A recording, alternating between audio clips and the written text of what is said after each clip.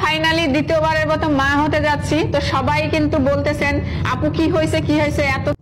আগে আমি কাপড় ব্লগ দেখতাম, পছন্দ করতাম, কিন্তু ইদানিং এমন একটা ট্রেন্ড হয়ে গেছে যে তাদের অঙ্গভঙ্গি, কোনো কিছুই প্রাইভেসি বলতে কিছুই থাকে না।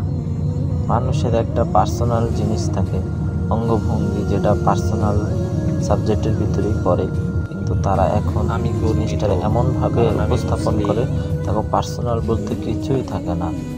আগে আমরা আমাদের মা চাচিরা দেখতাম, কারো ঘরে কোনো সন্তান হলে আমরা কেউই জানতাম না। কোনো এক রাতে আমাদের ঘুম ভাঙতো শিশুর কান্নায়, তা না হলে তাদের মুরব্বী, জ্যাঠা, চাচা, দাদা, দাদি আল্লাহু আকবার বলে আজান দিত, তখন বুঝতাম কারো ঘরে কোনো মেহমান আসতেছে। আপনাদের যত এতই সাহস, তাহলে বলে দেন আপনারা কিভাবে এই প্রেগনেন্সি হয়েছেন, হ্যাঁ, কয়টা খাট কাঁপাইছেন, এটা বলে দেন।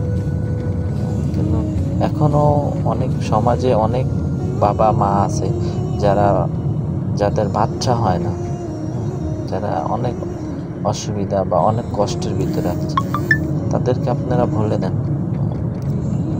আপনাদেরকে কি বলবো, জি, আপনারা সমাজের জন্য একটা ময়লা আবর্জনা, ঠিক আছে, এই বোঝা দরকার।